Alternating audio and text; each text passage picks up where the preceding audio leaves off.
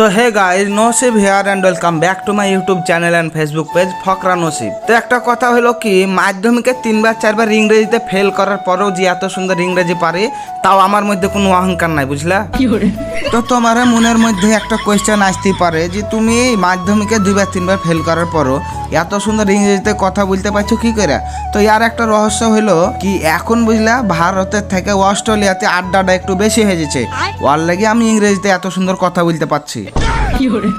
তো থাক, আর নিজের ট্যালেন্টের কথা বলছি না, তোমরা যদি আবার নজর লাগিয়ে দাও। তো ওই সব বাদ দাও, এবার আসল কথাগুলো বলি। এটা হচ্ছে আমার 2 নম্বর ব্লগ। আর আমার ব্লগ যে দেখে সে জানে আমার ব্লগ মানে কি। আমার ব্লগ মানে একটা ইউনিক কিছু, নতুন কিছু। তাই তোমরাকে আমার এই ব্লগটা সম্পূর্ণ দেখতে হবে, কারণ আমরা এই 3 জনের রাতে কুণ্ঠে ডাবি খাইতে যাচ্ছি, এটা তোমরাকে বলবো না, ডাইরেক্ট দেখাবো। আর আমার এই ভিডিও তোমরাকে ভালো লাগুক বা খারাপ লাগুক, ও দেখে আমার কোনো লাভ নাই, তোমরাকে লাইক কমেন্ট শেয়ার করতেই হবে। আরে এই করতে করতে আমরা চলে এসেছি, কোনটা এসেছি একটু সাইনবোর্ডটা দেখো, তাহলে বুঝতে পারবা। তো আসল কথা হলো কি, নতুন ফোন কেনার আমার পুক্তিতে দম নাই, ওর লেগে পুরাতন ফোন কিনতে চলে এসেছি। তো ওইসব বাদ দাও, দেখছো তো আমাকে ছোটবেলা থেকে হ্যান্ডসাম আমি। আরে পাশের জনকে দেখো, আমি ওর সাথে কথা বলতে চাচ্ছি না, তাও আমার সাথে জোর করে কথা বলছে।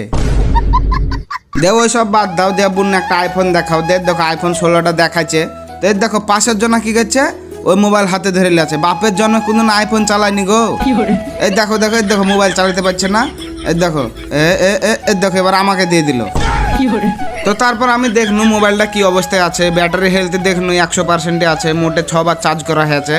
আর এই মোবাইলটা বেশি পুরাতন না, মার্চ মাসে প্রথম ইউজ করা হয়েছে, মোটামুটি মোবাইলটা ভালোই আছে, বুঝলে? তো তারপর ভাবনো যে আইফোনটা যেহেতু আমরা ভিডিও করলে কিনতে এসেছি, তো একটু ক্যামেরাটা টেস্ট করিলি কেমন ক্যামেরা। লোকে তো বলে যে আইফোনের ক্যামেরা নাকি হেভি, যে কোনো মানুষকে হেভি দেখায়। তো এর ছবি তোলার পর আমি বুঝতে পারনু ভাই, iPhone DSLR does not matter. থোবড়া ভালো না হলে 8টা ফিল্টার মারার পরেও তোমার ছবি বান্দরের মতনই আসবে।